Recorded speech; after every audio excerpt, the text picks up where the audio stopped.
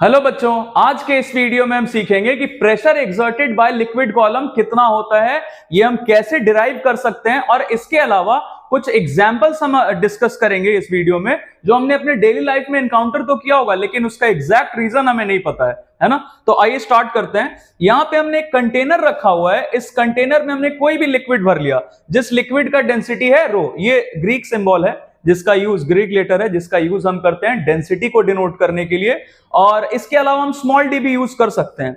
और यहां पे हमें दिख रहा है ये यहां पे ऊपर में जो सरफेस है इसको हम फ्री सरफेस बोलते हैं, मतलब जो सबसे टॉप सरफेस है लिक्विड का उसके ऊपर लिक्विड एग्जिस्ट नहीं करता है।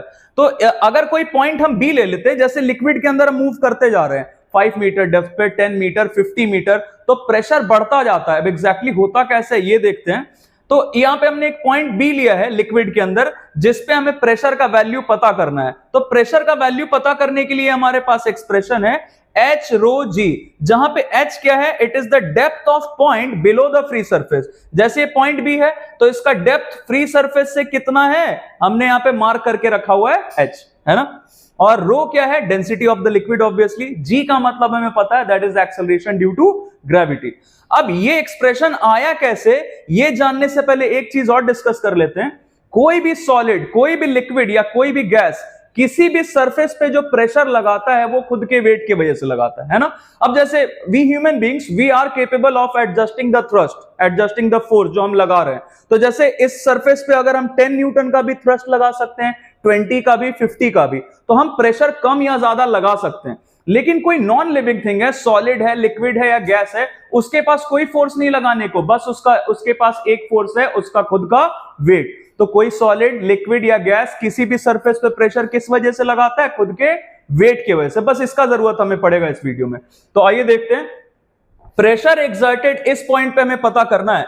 तो हम सबसे पहले क्या किया हमने कि ये पॉइंट बी के लेवल पे, जैसे पॉइंट बी यहां पे इस हॉरिजॉन्टल प्लेन में इस लेवल पे, तो इस लेवल पे हमने एक क्रॉस सेक्शन बना लिया जिसका एरिया है ए। ये हमने क्रॉस सेक्शन लिया जिसका एरिया ए है, और एक कॉलम हमने तैयार कर लिया, एक लिक्विड कॉलम हमने तैयार कर लिया। सिलिंड्रिकल है, इसके जगह हम कैसा भी ले सकते हैं शेप, कोई जरूरी नहीं है सिलिंड्रिकल हो, क्यूबॉइडल, क्यूबिकल, कैसा भी हो सकता है। ये हमें लास्ट में पता चल जाएगा कि exactly area of cross section पे इसका डिपेंडेंस है ही नहीं। हमें लग रहा होगा सर आपने इतना ही बनाया, इतना क्यों नहीं बनाया या पूरा क्यों नहीं बनाया, क्योंकि एरिया ऑफ क्रॉस सेक्शन हम इतना लें या इतना ले लें इससे कोई फर्क नहीं पड़ता है, क्योंकि इसमें एरिया हमें कहीं पे दिख ही नहीं रहा। कैसे नहीं दिख रहा ये देखते हैं। तो ये जो एरिया ऑफ क्रॉस सेक्शन ये हमने ए लेट किया है। इस पॉइंट बी पे जो प्रेशर लग रहा है उस प्रेशर के लिए रिस्पॉन्सिबल कौन होगा, जितना लिक्विड ये पॉइंट बी के ऊपर है वो सारा का सारा लिक्विड प्रेशर लगाने के लिए रिस्पॉन्सिबल होगा, क्योंकि ऑब्वियसली पॉइंट बी के नीचे जो लिक्विड है उसका वेट तो यहां पे एक्ट करेगा नीचे, तो उससे हमारा कोई मतलब नहीं है अभी फिलहाल।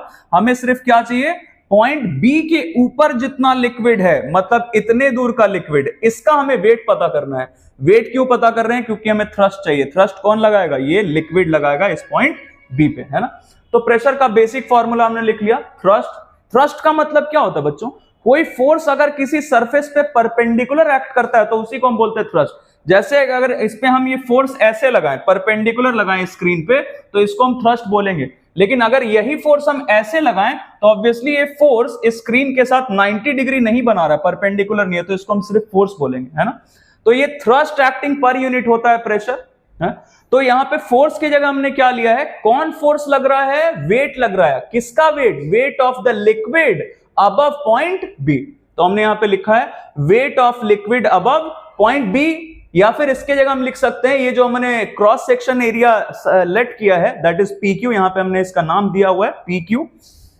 तो पी क्यू जो हमारा क्रॉस सेक्शन है इसके ऊपर जितना लिक्विड है उसका वेट हमें चाहिए, वही थ्रस्ट की जगह हम रखेंगे। दूसरा चीज ये एरिया, एरिया किसका, ये जो क्रॉस सेक्शन हमने लेट किया है ए। अब वेट फाइंड करने के लिए हम क्या करते हैं, mass into acceleration due to gravity करते हैं। तो हमें मास किसका चाहिए, mass of liquid above P Q, इसके ऊपर का इंटू जी बाई ए। फिर से मास के लिए हम क्या करेंगे, डेंसिटी होता है मास पर यूनिट वॉल्यूम, तो मास क्या हो जाएगा, density into volume, cross multiply कर देते हैं। तो volume of liquid above P Q, ये रहा इतने दूर का लिक्विड का वॉल्यूम, इसमें क्या मल्टीप्लाई कर देंगे, डेंसिटी ऑफ लिक्विड, तो हमें इससे पता चल जाएगा मास ऑफ लिक्विड, और जी एज इट इज लिखा, ए भी एज इट इज लिखा। अब volume of liquid above P Q, इतने दूर का लिक्विड का वॉल्यूम हमें चाहिए। तो हमें दिख रहा है कि यहां एक सिलिंड्रिकल वेसल जैसा दिख रहा है, सिलेंडर तैयार हो रहा है। कोई भी 3 डायमेंशनल फिगर, कोई भी सॉलिड फिगर का अगर हमें वॉल्यूम निकालना होता है तो हम क्या करते हैं, उसके बेस के एरिया में हाइट को मल्टीप्लाई कर देते हैं। तो हमें यहां से दिख रहा है कि ये सिलिंड्रिकल तैयार हुआ है हमारा शेप, इसका बेस क्या है, यही है जिसका एरिया हमारा a है और इसका हाइट क्या है h। तो हमने वॉल्यूम की जगह क्या लिख लिया, area of cross section that is PQ का एरिया इंटू h, इतने दूर का हाइट हमने ले लिया, इंटू डेंसिटी ऑफ लिक्विड हमने रो लेट किया है तो रो लिख लिया, इंटू g। अब यहां से हमें दिख रहा है कि ये एरिया ऑफ क्रॉस सेक्शन जो है हमारा इतने दूर का, ये हमने क्या लेट किया था, a। तो एरिया ऑफ क्रॉस सेक्शन की जगह a लिखा, h row g by a। a got cancelled and we finally got the expression p is equals to h rho g।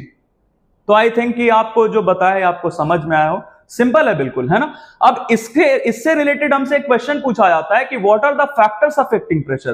तो बहुत सिंपल सा काम है, किसी भी चीज का अगर हमसे फैक्टर पूछा जाता है तो सबसे पहले उसका फॉर्मूला देख लेते हैं। फॉर्मूला ये दिख रहा है, मतलब प्रेशर इन्हीं 3 चीजों पे डिपेंड करने वाला है। किस पे डिपेंड करने वाला, आइए देखते हैं। पहला हमारा क्या है, h, that is the depth of the point below the free surface. Depth of the point below the free surface, पहला ये हमारा फैक्टर हो गया।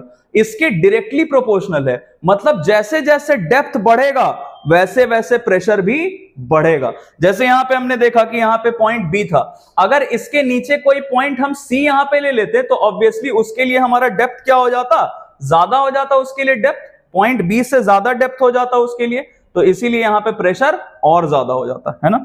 ये चीज हमने कंक्लूड किया।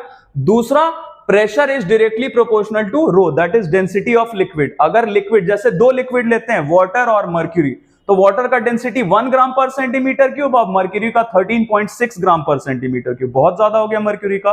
तो मर्क्यूरी के अंदर अगर हमने 2 कंटेनर लिया और दोनों कंटेनर में सेम डेप्थ पे 5-5 सेंटीमीटर के डेप्थ पे दोनों का हमें प्रेशर चाहिए, तो ज्यादा प्रेशर कौन लगाएगा, मर्क्यूरी लगाएगा, क्योंकि उसका डेंसिटी ज्यादा है। सिंपल है।